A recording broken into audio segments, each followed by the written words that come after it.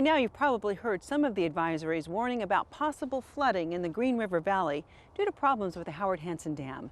King County is working with the cities in the floodplains to protect the facilities and the services that we all count on. Here's an update.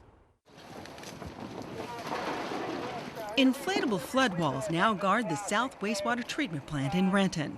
It's a move to protect more than $1 billion of critical equipment and infrastructure from floods. The 94-acre plant south of Seattle treats more than 110 million gallons of wastewater every day. We can't allow the water to come into the plant.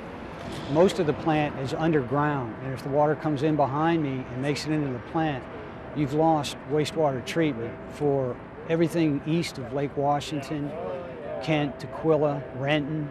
The large inflatable berms are being installed at low points around the plant's perimeter.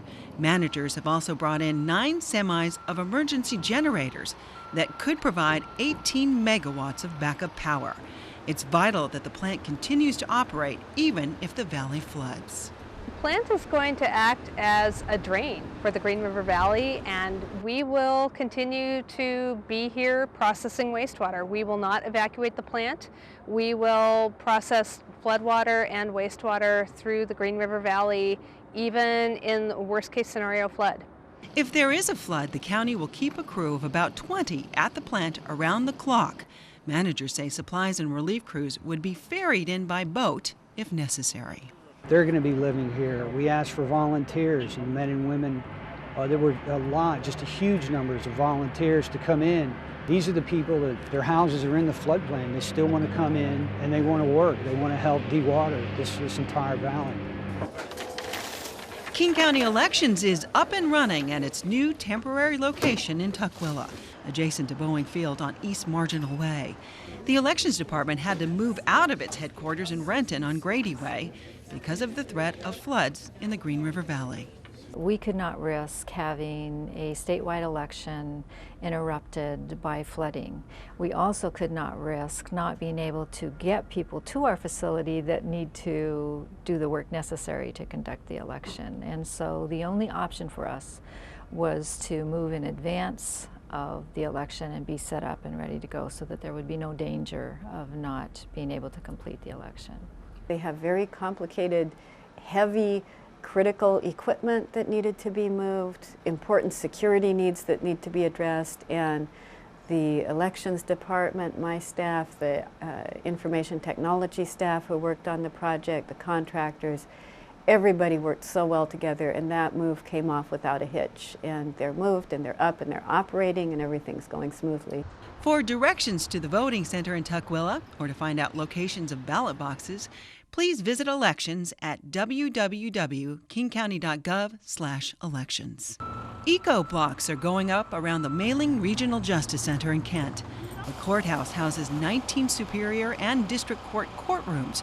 Plus, the jail has a capacity for housing up to 1,400 inmates. There are plans to relocate all employees and inmates before flooding, but protecting the $360 million building is also key.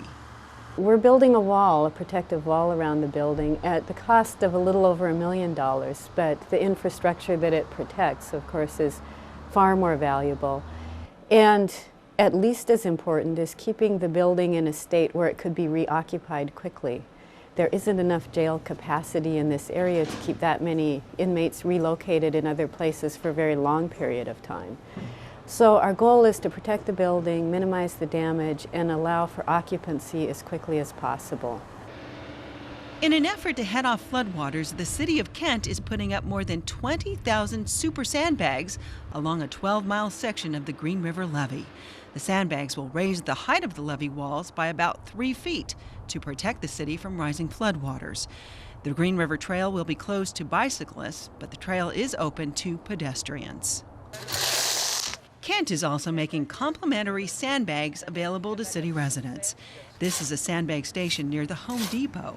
Mikki, Elfalan, and her husband came to help her mom. She's going to come out here and fill up sandbags.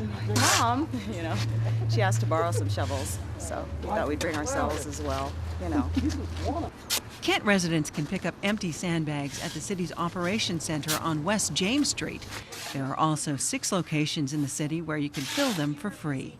To find out more, call 253-856-5200. To find out about the latest flood preparations and things you can do before the heavy rains hit, visit kingcounty.gov/floodplans. Are you ready?